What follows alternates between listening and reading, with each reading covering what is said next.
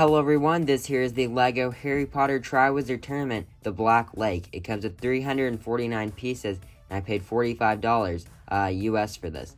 And it comes with two main sections here. It comes with the above water section and also the underwater section. It also comes with 5 pretty good minifigures. All of those we'll take a look at later. But for right now, I want to start off with the above water section, and I feel like this really represents what it's supposed to represent in the movie. This looks a lot like how the structure looks in the movie. It kind of feels almost like it's about to fall over, and maybe it's supported with some magic. I really like the use of these pieces here. It kind of gives it that feel like it's almost about to kind of, you know, collapse.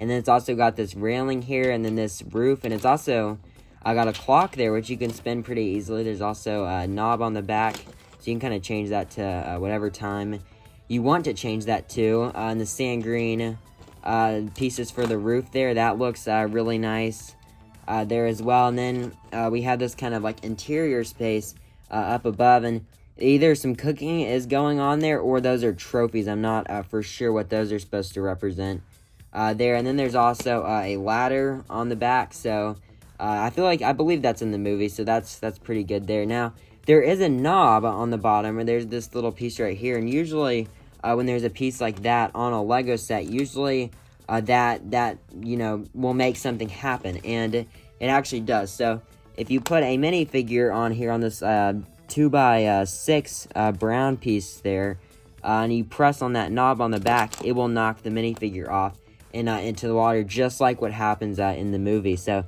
you can put a minifigure on there. It is a little bit tricky to do that there, but you can put a minifigure on, and then let me show you what that looks like from the back there. So you just push on that knob, and then a minifigure will fall off. So that mechanism works pretty well there, and it's, you know, it's pretty, you know, if you don't want to use it, then you can just leave off that knob. And, you know, overall, I feel like that looks pretty good, and just this whole section of the build, it looks really nice. Again, I love that roof. I like sand green pieces a lot, so to get more of those is really cool.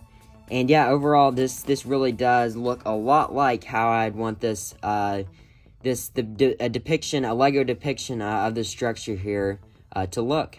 And then now we move on to the below water section, and this is way below water. So if you're trying to be accurate here, this is like way below the structure that we just saw there. This is like hundreds of feet down into the Black Lake. But this structure here looks a lot like how it does in the movie, and something I want to note is that in the movie, this kind of structure looks a lot darker, and that is because it is in kind of murky, darker water, so you can't really see what the structure would actually look like. But I think if you took that structure out of water, it would probably look more like this than it does in the movie. It doesn't show up, it doesn't appear as teal in the movie because of the water that it's in. But I feel like for Lego's colors that they had to choose from, and then putting in the fact that it was underwater, and that definitely makes things look more murky and everything, for sure, like in universe and everything. Now you can put Ron and Hermione there. They only give you those 2 minifigures. They don't give you all 4 of the students that are down there.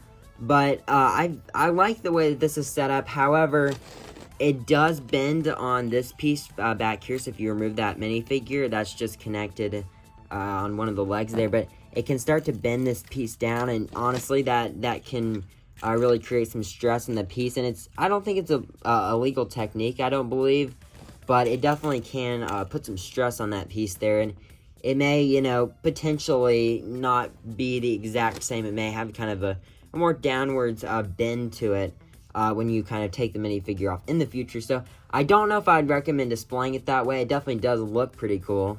But again, yeah, I don't know if I'd recommend displaying it that way. But this really does kind of give me underwater vibes, especially with the way this blue rock looks there. Again, though, I do think that the contrast, like this definitely looks like underwater. This does not. This looks like they took the structure in the movie and put it above water, which you want to see probably a more underwater look, since this scene did take place underwater. But it's kind of flat back here a little bit. I'm not really sure what that cup is supposed to represent there. I'm assuming it's supposed to be some kind of trophy there, but I don't know what that supposed to represent. We also have a crab there, and overall this structure is pretty good, but again, it's a little too teal and a little too brightly colored for, you know, being hundreds of feet below water. I thought I'd also show you these two things here. Here's a kind of little boat thing that is included in the set, and it doesn't use up too many pieces, but it overall looks pretty good. And then we also have a Grindylow here, which looks really nice, and that is only one piece, but it's printed very well. I don't really like the smile on it. They don't really smile like that typically, so I don't like that face there, but this looks really nice, and for, you know, only being one piece, that's really good. Here are the minifigures that are included in the set, and from left to right we have Harry Potter, Victor Crumb, a Merperson, Ron, and Hermione there. And I think definitely the standout of these 5 minifigures, and they're all pretty good, is the Merperson for sure. That minifigure I think will be very collectible later on down the road. I do wish that they kind of printed this bottom piece there, but overall it's a really good minifigure. Also, I believe that's a recolor there for the hair piece, but definitely works for that minifigure there. But overall, the rest of these minifigures are pretty good. It's cool to see that shark head there on Victor Crumb using something other than a collectible minifigure, and it definitely is appropriate for what they were trying to do there. And then that print on the head is pretty good, but kind of normal for these two. And then Harry kind of is just normal face as well. He just has gills printed on there. And then turning these minifigures around, here are kind of the alternate faces for those. So those two are the normal ones. They have the sleeping face on the front, but those are the normal faces for those. I really like that face there for that Merperson. That looks really nice. And there's what that looks like with the hair. And then Victor Crumb does come with a regular hairpiece, which is very much appreciated. I really like it when LEGO does that, because now you can have him kind of without the shark head on. And then there's Harry. Again, normal alternate face for Harry there, just with the gills on. So this set retails for £40 UK, $45, and €45. And I do feel like that is too much. It does come with 349 pieces, so I'd like to see it more at about $35, really 40 tops, honestly. So 45 is just about $5 over what I'd like to see this at its max. So it definitely is too much, but it's not way out of the range, so I'd recommend buy this on a discount if you can do that. But it's 45 is not too much, I think. If you really want it, you're not going to be really disappointed. I think if you buy it, you will like what you get. But something else I didn't really talk about earlier was how you can stack these two on top of each other, and I do like the way that looks. Unfortunately, I don't have enough space here to show what that fully looks like, but I do like the way that it looks. However, it just doesn't really make sense that you're going to go from above water to like 500 or 400 feet, whatever it was,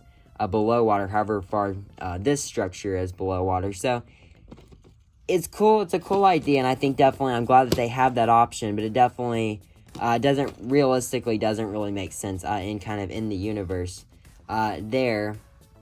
But overall, I feel like this is pretty good. It definitely overall looks like how these two structures look. This is too bright, it's too teal, but I'm not really sure what LEGO could have done to make that really any better there. And then these two also kind of push that piece a little bit too low, and eventually that may potentially get damaged there. I mean, just slightly, might slightly start to bend. So I don't know if I'd recommend leaving it that way for permanent display. I would recommend not leaving it that way. But I still think that it's overall it's not going to do too much damage if you just leave it there for a quick period of time. But anyways, that will do it for this review. If you can find this discounted, I'd recommend it. But at $45, if you really, really want it, I don't think you'll be disappointed. But I do think it is too much. So anyways, that will do it for this review, and I will see you on the next one.